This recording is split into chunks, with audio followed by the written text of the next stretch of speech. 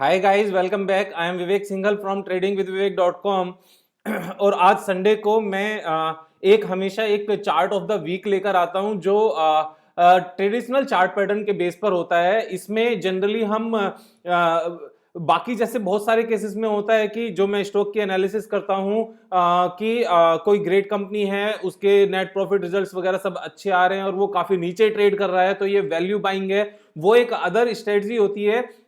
एक स्ट्रेटजी ये होती है कि वो 200 डे मूविंग एवरेज के नीचे ट्रेड कर रहा है, उसके वो और 50 डे मूविंग एवरेज के नीचे भी है, फिर 20 डे मूविंग एवरेज के भी नीचे है और फिर वो 20% गेन पर बेचना है। वो एक सेकंड स्ट्रेटजी है। लेकिन संडे के दिन मैं जितनी भी वीडियोस लेकर आता हूं वो चार्ट ऑफ द वीक होता है और चार्ट ऑफ द वीक में हम ट्रेडिशनल चार्ट पैटर्न्स की बात करते हैं। तो आज जो हमने स्टॉक को चूज किया है वो टेस्टी बाइट है। और टेस्टी बाइट को चूज करने का यहाँ पर एक बहुत ही सॉलिड रीजन है। तो वैसे मैं इसके बारे में एक पहले से वीडियो बना चुका हूं। अगर आप इस वीडियो को देखना चाहते हो तो मेरे चैनल पर जाकर आप उस वीडियो को देख सकते हैं। आप मेरे चैनल पर जाना, वहां पर टेस्टी बाइट करके सर्च करना, आपको वो पुरानी वाली वीडियोस भी मिल जाएगी जिसमें मैंने डिटेल में उसके सारे प्रोडक्ट्स वगैरह सबको बहुत अच्छे से एनालाइज किया था, बहुत अच्छे से समझाया था। तो आज मैं इसमें ट्रेडिशनल चार्ट पैटर्न की बेसिकली आपको बात बताऊंगा कि क्यों हमें इसको यहां पर परचेज कर सकते हैं। ट्रेडिशनल चार्ट पैटर्न के बेस पर कहां हमारा स्टॉप लॉस होना चाहिए और कहां तक हमारा टारगेट होना चाहिए। एक बहुत ही अच्छा सा पैटर्न इसमें बन रहा है। लेकिन उससे पहले मैं आपको टेस्टी बाइट के बारे में एक छोटी सी बात बता दूं कि बहुत सारे लोग जैसे ये कहते हैं, काफी सारे व्यूअर्स हैं कि विवेक भाई टेस्टी बाइट तो 11,346 11,000 का शेयर है, तो ये अगर मैं 20,000 के या 30,000 के या 40,000 के लेना चाहूं तो कितने से शेयर्स आएंगे? अगर मेरे पास सिर्फ 12-13 हजार ही है तो कितने से शेयर्स आएंगे? देखो, इस चीज से कोई फर्क नहीं पड़ता। अगर आपका एक शेयर भी आता है ना तो बात एक ही है। अगर ये 20% यहां से ऊपर जाएगा तो 11-12 हजार के ऊपर 2,000 रुपए आएंगे। और अगर यही शेयर सपोज 100 रुपए का होता और आपके पास 10,000 रुपए में 100 रुपए वाले 100 शेयर्स आ जाते तो भी बात एक ही थी, क्योंकि अगर वो 20% बढ़ता तो 20 रुपए बढ़ता, और 20 रुपए बढ़ता 100 शेयर होते आपके पास तो आपके पास 2,000 रुपए की प्रॉफिट होता। अगर यहां पर आप 11,000 का शेयर लेते हो और ये 20% अगर बढ़ता है तो ये 200 रुपए बढ़ता है, ये 20 रुपए नहीं बढ़ता। तो भी आपका जो जो प्रॉफिट है 11,000 पे, सॉरी, जो 20% का गेन है वो 2,000 रुपए होता है, 2,000 रुपए बढ़ता तो बात एक ही है, उसमें कोई डिफरेंस नहीं है। यहां भी 2,000 का गेन है, वहां भी 2,000 का गेन है। देखो, इस चीज से कोई फर्क नहीं पड़ता कि आपके पास 2,000 रुपए का एक नोट है या आपके पास 100 रुपए के 20 नोट हैं, बात एक ही है 2,000 रुपए ही। तो मार्केट में हमें जब भी शेयर प्राइस अगर बड़ा है ना तो ये नहीं समझना चाहिए ये कॉस्टली है तो एक ही आएगा दो आएगा। देखो, अपने पास चेंज और कॉइन्स रखने से कोई फायदा नहीं है, नोटों की गड्डी होनी चाहिए। तो उस चीज को यहां पर भी हमें सेम तरीके से अप्लाई करना चाहिए जिस तरीके से हम अपनी नॉर्मल लाइफ में चीजों को अप्लाई करते हैं। तो टेस्टी बाइट जो कंपनी है basically it is owned by Mars food incorporation, जो अमेरिका की एक बहुत बड़ी कंपनी है। तो अगर आप इसकी वेबसाइट पर जाकर देखें, तो आप अगर गूगल पे भी सर्च करोगे तो आपको इसकी हिस्ट्री मिल जाएगी। In 2017 Mars Food, a unit of American chocolatier Mars Incorporation acquired by promoters of Tasty Bite. तो ये यहाँ पर टेस्टी बाइट के प्रोमोटर्स जो प्रीफर्ड ब्रांड्स इंटरनेशनल लिमिटेड करके कंपनी थी, जो कि टेस्टी बाइट है एक्चुअल में। तो मार्स फूड ने 2017 में टेस्टी बाइट को परचेज कर लिया था। और परचेज करने के बाद में अगर आप ये देखो मार्स इनकॉर्पोरेशन कितनी बड़ी कंपनी है, तो ये $33 बिलियन एनुअल सेल्स थी 2015 में। अब तक तो और भी ज्यादा बढ़कर हो गई होगी। और 1911 की में ये फाउंड हुई थी, तो आज की कंपनी नहीं है, ये एक बहुत बड़ी कंपनी है। और इसके बारे में अगर फर्दर डिटेल आपको अगर लेनी है तो इसके प्रोडक्ट्स वगैरह आप इसकी वेबसाइट पर जाकर देख सकते हो। तो इसमें इसके फूड वाले सेक्शन में अगर हम जाते हैं तो mars.com, made by Mars, Mars foods में अगर जाकर देखते हैं तो टेस्टी बाइट भी वो यहाँ पर दिखाता है। इसके ऊपर क्लिक करते हैं तो अपनी टेस्टी बाइट की ये वेबसाइट ओपन हो जाती है। और टेस्टी बाइट में अगर आप प्रोडक्ट्स देखना चाहते हैं तो ये रेडी टू ईट फूड्स बनाते हैं। कि जैसे अभी आज अगर आपको याद हो तो एक मैगी भी आती है जिसमें आप सिर्फ गर्म पानी डालो और वो मैगी तैयार हो जाती है। तो सेम तरीके से ये हैं जो ब्राउन राइस हैं या फिर कुंग पाओ हैं या बॉम्बे पोटैटोज हैं या मद्रास लेंटिल्स हैं या फिर बाकी भी बहुत सारे हैं। अगर आप इसको देखते रहोगे तो काफी सारे इनके पास प्रोडक्ट्स हैं, बासमती राइस, ब्लैक और ब्राउन राइस और इतने, मतलब आप अगर इसकी पूरी हिस्ट्री देखोगे तो पूरी डिटेल में आप देख सकते हो। दुनिया भर के इनके पास प्रोडक्ट्स हैं और आपको अगर इसकी डिटेल देखनी है तो वेबसाइट पर जाकर मेरे चैनल पर जाकर आप देख सकते हो। इसकी पूरी डिटेल में वीडियो बनाई थी, तो वहां पर बहुत ज्यादा टाइम नहीं लगाते, आगे बढ़ते हैं। अगर हम इस कंपनी की मार्केट कैपिटलाइजेशन की बात करें तो 2900 करोड़ की मार्केट कैप है। और जैसे मैं बताता हूं, ये मार्स फूड्स के कंट्रोल में है, उसकी कंपनी है, उनके पास नए नए प्रोडक्ट्स का भंडार है। तो जैसे जैसे कंपनी में अगर कभी भी ग्रोथ कम होती है तो वो अपनी तरफ से ग्रोथ को पुश करने के लिए न्यू प्रोडक्ट्स लॉन्च करते रहते हैं। उनको स्ट्रेटजी आती है। देखो यार, 1911 से कंपनी अभी तक काम कर रही है, तो 100 ईयर्स से भी ज्यादा का उनके पास एक्सपीरियंस है। यानी कि 5 जनरेशंस निकल गई हैं, 4-5 जनरेशंस निकल गई हैं ड्यूरिंग दिस पीरियड। तो उनको पता है ग्रोथ कैसे लेकर आनी होती है और कैसे नहीं लेकर आनी होती है। तो ग्रोथ यहां पर आती रहेगी। अगर प्रोमोटर्स होल्डिंग की बात करें तो 74% इनके पास होल्डिंग है। और डेट टू इक्विटी रेशियो की बात करें तो 0.40%, 0.40 है। और रिटर्न ऑन कैपिटल एम्प्लॉयड अपने आप में अमेजिंग है, 28.3% की रिटर्न ऑन कैपिटल एम्प्लॉयड है। तो ये जो फाइनेंशियल डेटा हैं बहुत अच्छे हैं। मार्केट कैपिटलाइजेशन जो 2900 करोड़ है, तो अगर यहां से कंपनी 10 गुनी भी होती है तो भी सिर्फ 30,000 करोड़ की ही होगी, और उसके बाद 10 गुनी होती है तो 3 लाख करोड़ की होगी। और अब से 20 साल बाद 3 लाख करोड़ की कंपनियां कोई बहुत बड़ी कंपनी नहीं रह जाएंगी। जैसे अब से 20 साल पहले 3 लाख करोड़ की कंपनी नहीं होती थी, और आज की डेट में 3 लाख करोड़ की कंपनी एक मीडियम लार्ज साइज कंपनीज होती हैं। और अब से 20 साल पहले शायद 5,000 करोड़ की कंपनी भी बहुत बड़ी कंपनी हुआ करती थी। तो ये कंपनी में यहां से जो पोटेंशियल है बहुत बड़ा है। और अगर हम इसके क्वार्टरली रिजल्ट्स की बात करें, क्वार्टरली रिजल्ट्स अच्छे आए हैं। नेट प्रॉफिट हमेशा, मतलब नेट प्रॉफिट अच्छे हैं। अगर 11 करोड़ का नेट प्रॉफिट देखें तो सिर्फ दिसंबर 19 में इतना हमारा नेट प्रॉफिट था, 14 करोड़ का नेट प्रॉफिट था, जो इससे ज्यादा था। अदरवाइज ये हाईएस्ट साइड पर ही है। अगर हम प्रॉफिट एंड लॉस की बात करें, अगर ईयरली ग्रोथ की बात करें, तो यहां से एक्चुअल सिचुएशन हमें नजर आती है। 2009 43 करोड़ था, फिर उसके बाद में लगातार हर साल इसकी नेट सेल्स, जो इसकी रेवेन्यू है वो ग्रो की है। और सेम वे में इसका जो नेट प्रॉफिट है वो सेम वे में ग्रो किया है। टीटीएम इसका कम इसलिए हुआ है क्योंकि जब ये जो प्रोडक्ट है ना, वो रेडी टू ईट प्रोडक्ट है। इस तरह के प्रोडक्ट्स जनरली तब यूज होते हैं जब हस्बैंड और वाइफ दोनों ही काम कर रहे होते हैं या बाहर घूमने जाना होता है। ड्यूरिंग दिस पेंडेमिक ना तो हस्बैंड और वाइफ घर से बाहर जाके काम किया है क्योंकि वर्क फ्रॉम होम चल रहा है, और ना ही घूमने जाना हुआ है। तो इस तरह के प्रोडक्ट की डिमांड ड्यूरिंग दिस पेंडेमिक कम हुई है।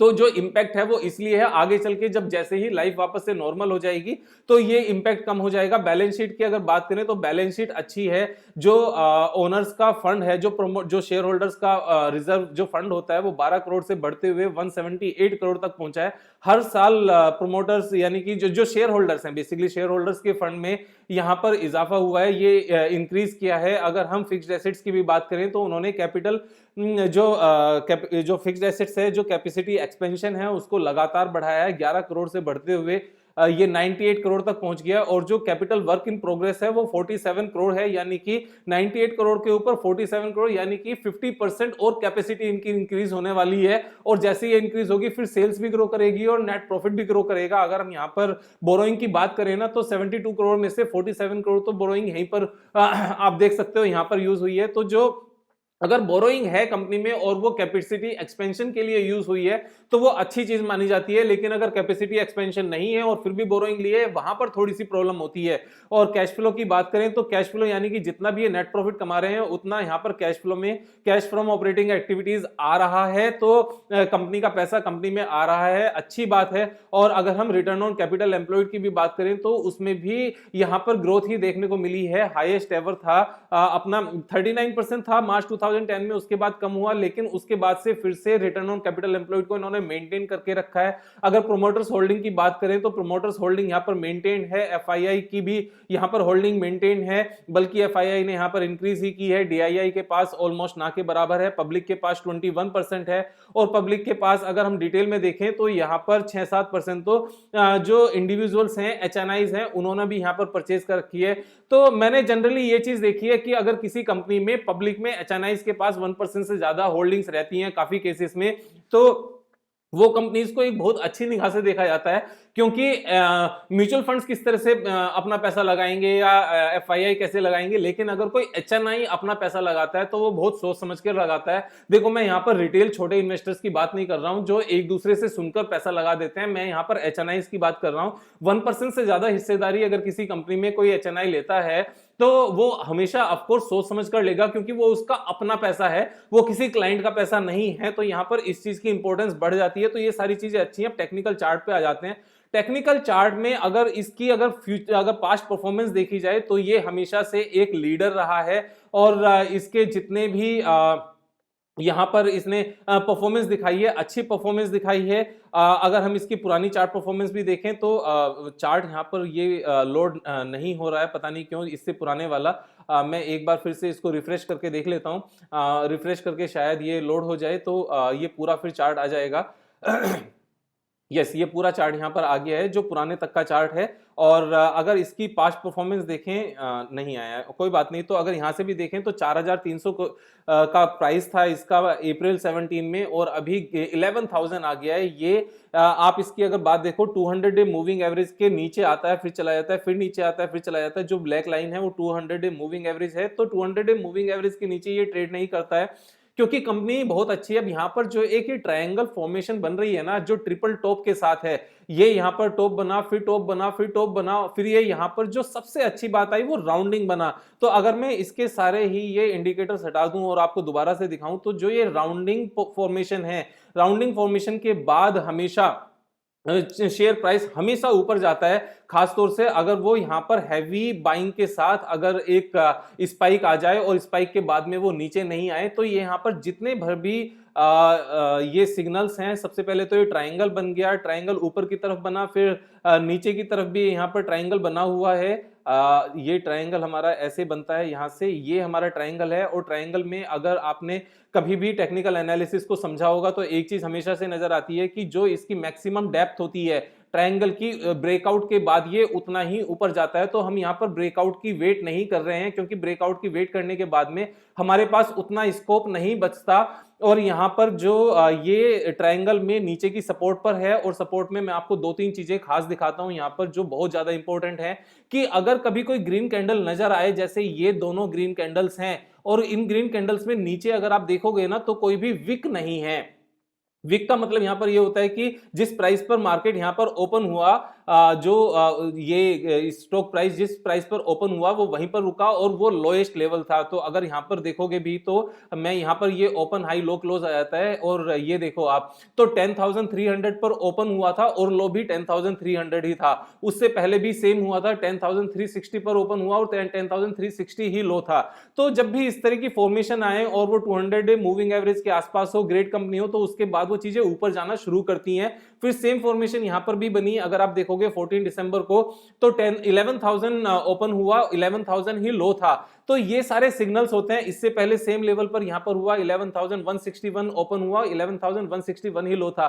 तो ये सिग्नल्स यहां पर कंसोलिडेशन के और यहां से अपमूव शुरू होने के होते हैं। और जब तक ब्रेकआउट आएगा तब तक यहां से 20% गेन आ जाएगा। उसके बाद अगर लेंगे तो बहुत लेट हो जाता है। तो यहां पर इसको लेने का फायदा यह है कि अगर यहां से ये सेम फॉर्मेशन दिखाता है और यहां से ब्रेकआउट देता है, तो इसका जो आगे चल के हमारा टारगेट प्राइस आता है वो आता है 19,325, और 19,325 अपने आप में एक बहुत अच्छा लेवल है। और करंट प्राइस से अगर हम इसकी टारगेट को चेक करें तो कितना बनता है वो एक बार चेक कर लेते हैं। वो हमारा बनता है यहां से 70% का यहां से राइज नजर आता है।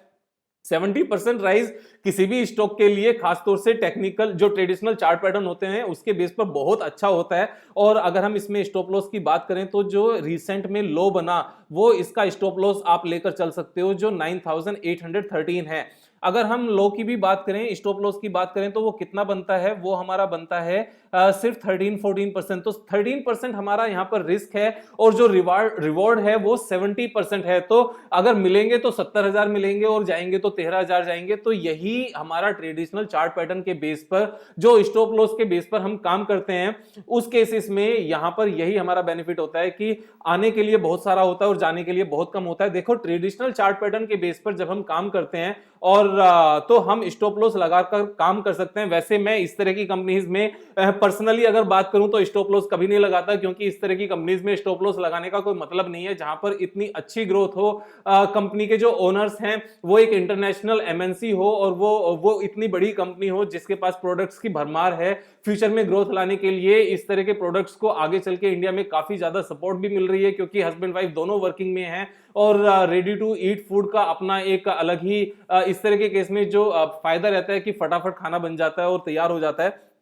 तो मैं इसमें बायर हूं, यहां पर आप अपना ड्यू डिलिजेंस करके करना। देखो मैं यहां पर ड्यू डिलिजेंस करके करने के लिए किस लिए कहता हूं, क्योंकि जैसे कैनरा बैंक का मैंने एनालिसिस किया था और कैनरा बैंक में अचानक से एक न्यूज आ गई कि वहां पर 7,000 करोड़ का एक फ्रॉड हुआ है, जिसको कैनरा बैंक ने यहां पर ये सीबीआई को एक रिपोर्ट दर्ज कराई है कि ये एक फ्रॉड है। और मैं उसमें दो तीन चीजें लेकिन बता दूं कि बहुत सारे लोग परेशान हो गए हैं उस न्यूज से। हमें परेशान होने की इसलिए जरूरत नहीं होती, क्योंकि जब भी किसी स्टॉक में हम पैसा लगाते हैं, खासतौर से स्मॉल कैप में, तो 5% से ज्यादा नहीं लगाते। मैं तो 5% से ज्यादा नहीं लगाता, तो इस पर्टिकुलर स्टॉक में भी मैं 5% से ज्यादा लगाने के लिए नहीं कहता। उसका रीजन है कि स्टॉक्स इतने सारे हैं कि एक ही स्टॉक में बहुत ज्यादा पैसा क्यों लगाना है, जब हमारे पास 1500 कंपनीज हैं, उनमें से जब हम सिलेक्ट करके अपनी अच्छी 20 कंपनी सिलेक्ट करके उसमें पैसा लगा सकते हैं, तो एक स्टॉक में 5% से ज्यादा क्यों लगाना है। तो कैनरा बैंक के केस में भी अगर सपोज मंडे को वो स्टॉक बहुत ज्यादा डाउन खुलता भी है, 20% डाउन जाता भी है, तो भी 20% डाउन जाने का मतलब है अगर हमारे पोर्टफोलियो का वो सिर्फ 5% है ना, तो हमारे टोटल पोर्टफोलियो पे सिर्फ 1% का इंपैक्ट आएगा, उससे ज्यादा इंपैक्ट नहीं आएगा।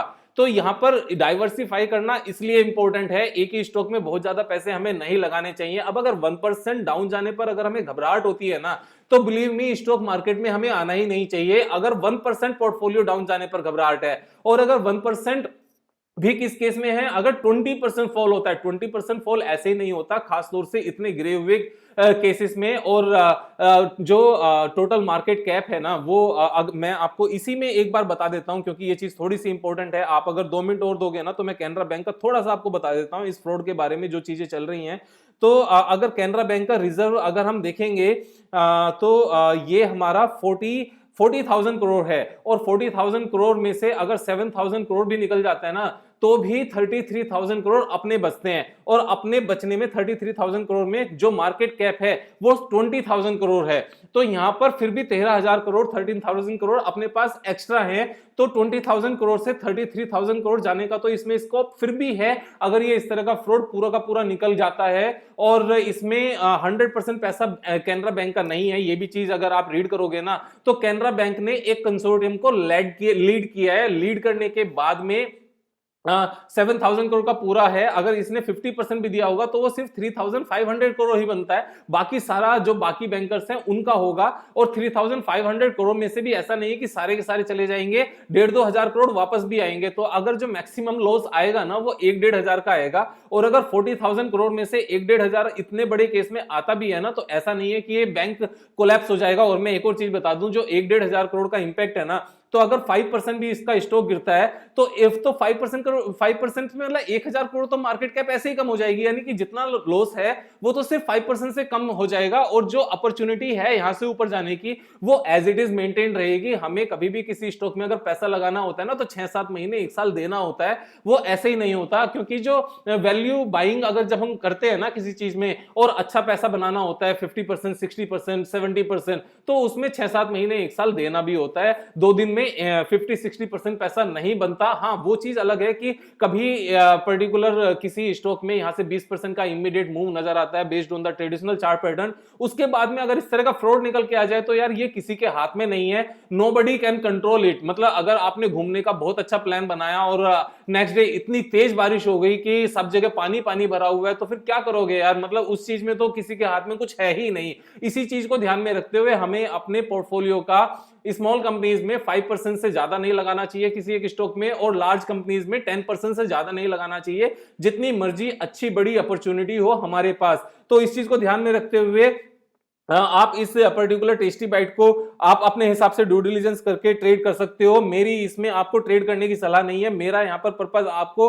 गाइड करना था किस तरीके से हम ट्रेडिशनल चार्ट पैटर्न्स में ट्रेड करते हैं, किस तरीके से इस तरह के चार्ट पैटर्न्स को हम एनालाइज करते हैं। I am Vivek Singhal from tradingwithvivek.com। कल फिर मिलेंगे एक नई वीडियो के साथ, तब तक के लिए मजे करो यार।